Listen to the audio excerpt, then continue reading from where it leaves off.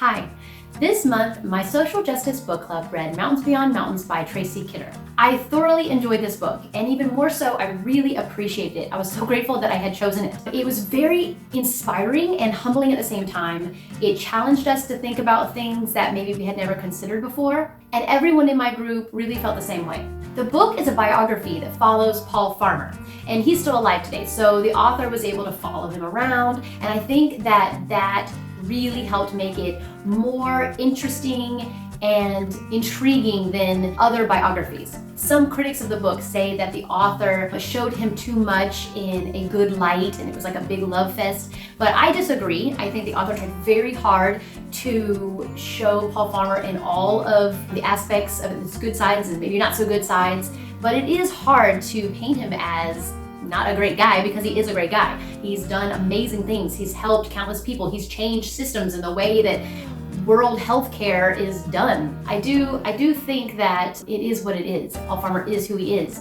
and you can't make him out to be a villain if he is a hero. I also wanted to say that I read a book called How to Be an Antiracist last year, and I think a lot about it, and I'm always sort of looking for an example of that. I would say that Paul Farmer is a great example, not like the example or the only example, but an example of an anti-racist in the way that he approaches people and healthcare and just everything. I was really excited to see that.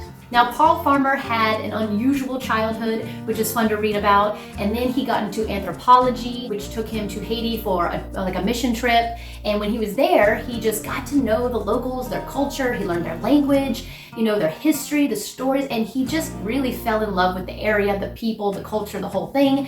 And that's when he decided to go back to medical school so that he could continue to live in that place that he loved so much, but also do as much good as he could while he was there. One of the things that he learned when he was there was that a certain area of Haiti was basically screwed over by the elites in Haiti because the elites had built an electric water dam and made it so that they could have more water resources. They basically made it completely dry like a desert and made the land where other people lived where you couldn't grow anything. So those people were put into a situation where they were in extreme poverty so that the elites could have even more wealth. And I think that Paul Farmer saw that and he was like, that's effed up. And he already having connected with the people and then seeing that, he became laser focused on doing everything he could to help those people. Now, Paul Farmer is not a lone ranger. He has friends and partners, and he creates an organization, and through the years it grows, and they don't just help people in Haiti. They went over to the slums in Peru. They helped people who are imprisoned in Russia. That's pretty much where it went during the book, but since the book was written, he's even expanded even farther. So it's very exciting to learn about all those things. I'm just scratching the surface because I don't want this to be like a summary of the book. I'm just telling you some little things that might perk your interest, and I really recommend you go read the book. Some other themes that the book touches on and some questions that it will bring up are extreme poverty, public health, political correctness and white liberals, the distribution of money. Should we focus more on people in need who live in our own communities or go overseas? How much of one's life should be devoted for caring for oneself and one's family versus other people who have higher needs but are strangers? An individualized care where every single life matters approach, or what is best for the greater good approach? The relationship between the mass accumulation of wealth in one part of the world and the abject misery of people in another part of the world. The fact that the wealth that many countries enjoy came at a very high cost, whether it be slavery, poverty, disease, death, etc. Do we deny that this is true? And if we accept that it's true, what is our individual personal responsibility to react to that? What if you were born in extreme poverty? What would you hope for? What would you think of Americans? And what would you hope that Americans or people in wealthy countries would do differently? If I could choose just one quote from the book, it would be from page 244. What people should take from Paul wasn't a manual for their own lives, but the proofs he created that seemingly intractable problems could be solved.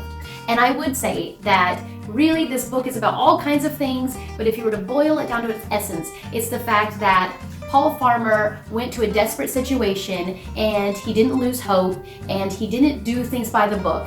He did things in his own way, which many people criticize greatly, and he said, no, this can be done. And he freaking did it. So it's very inspiring and very cool, and I know that you'll enjoy the book. If you do read this book or have read this book and you found it very inspiring and you were like, what do I do next? I have to recommend you a book called A Path Appears. This book is also about all the different kinds of ways that people, are in need or suffer or issues that are going on in the world, but it's also about the people who are helping those problems and the people who have done amazing things, and some of the things that our society says should be true, which actually hurt our progress in helping people in need. They give very easy, clear action steps that anyone can take to start making a difference. That book is actually the reason why I started my giving circle last year.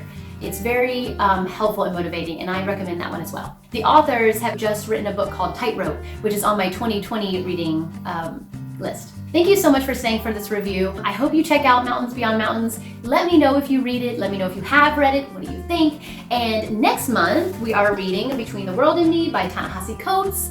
I finally got my copy, and I will do a review on it next month. Okay, bye. Thank you.